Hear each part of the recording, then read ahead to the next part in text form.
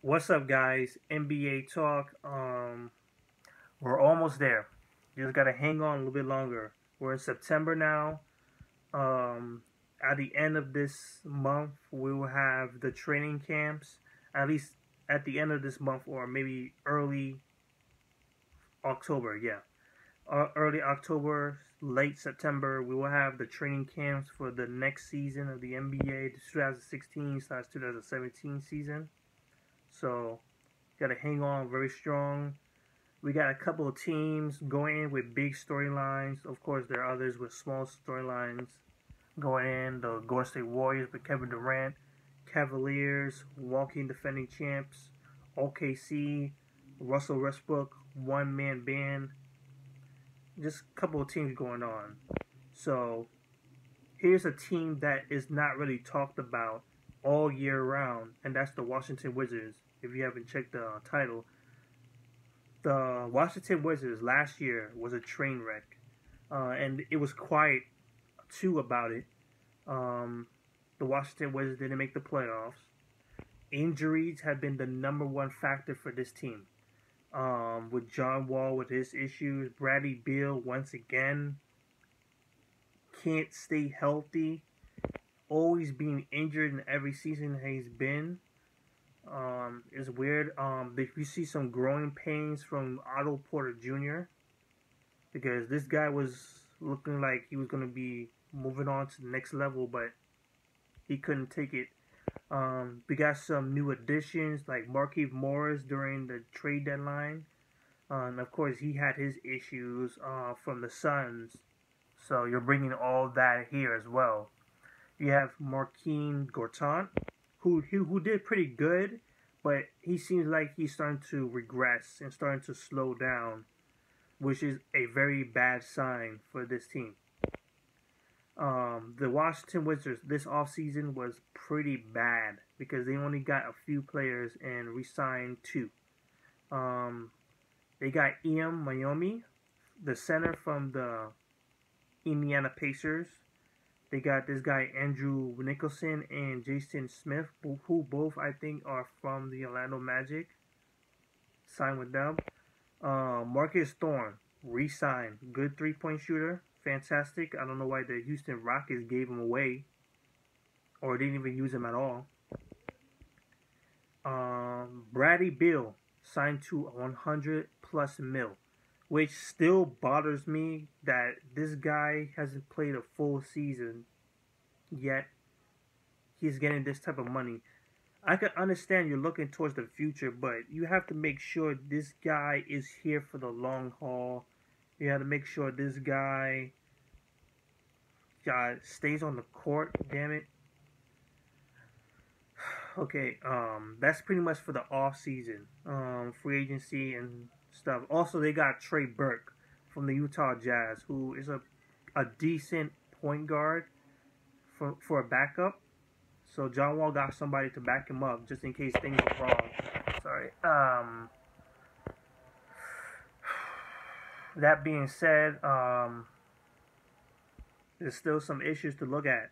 This roster doesn't seem like is capable of anything. It doesn't seem like it could be capable enough to make it to the playoffs, which is crazy. Pretty much the biggest issue is surrounding John Wall himself, the star, the all-star for this team. He's been talking. He's been talking a lot.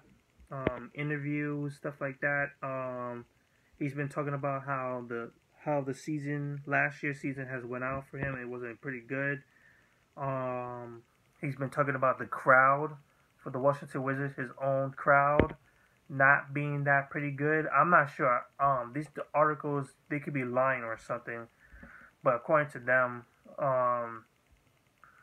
he's been chirping about the crowd being lackluster, not really backing up their team, hyping them up. They're not Golden State Warriors level. Injuries he's been talking about, and one thing for sure, this point was pointed out, an issue going on with him, John Wall, with Bradley Beal. which is kind of head scratching to me because Bradley Beal and John Wall are one of the best backcourts in the NBA, rivaling Damian Lillard and McCollum, rivaling the Golden State Splash Brothers and Stephen Curry and Klay Thompson, which is crazy, mind blowing. Like, whoa, like these guys had issues, on court issues, which is surprising. Like, when did these guys have issues going on with each other? I didn't see that. Hopefully, that could be sorted out because that could be leading to a problem, a real big problem for what he said. Because people are very sensitive in 2016.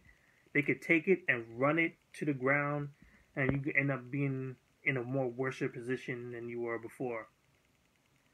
Um, this team is going to struggle.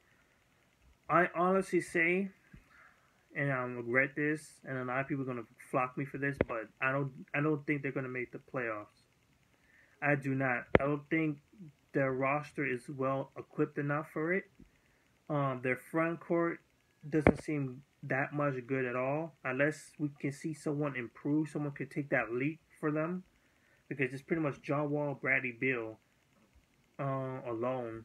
Not really a third wheel option. No third option for scoring.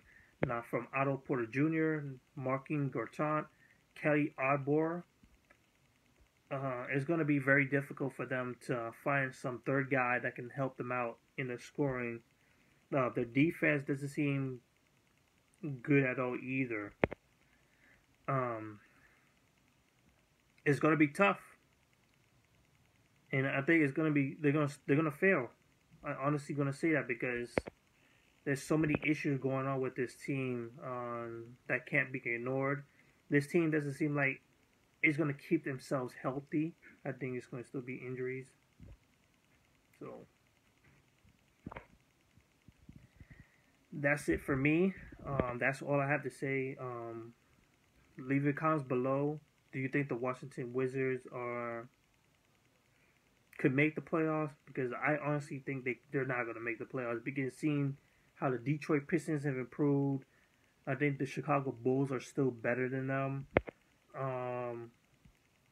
The Milwaukee Bucks, the Philadelphia 76ers have improved better, but I wouldn't say they're better than them. The Brooklyn Nets have improved as well. The New York Knicks have improved as well. So you have outside teams coming in. So that's it. Comments below, subscribe, like.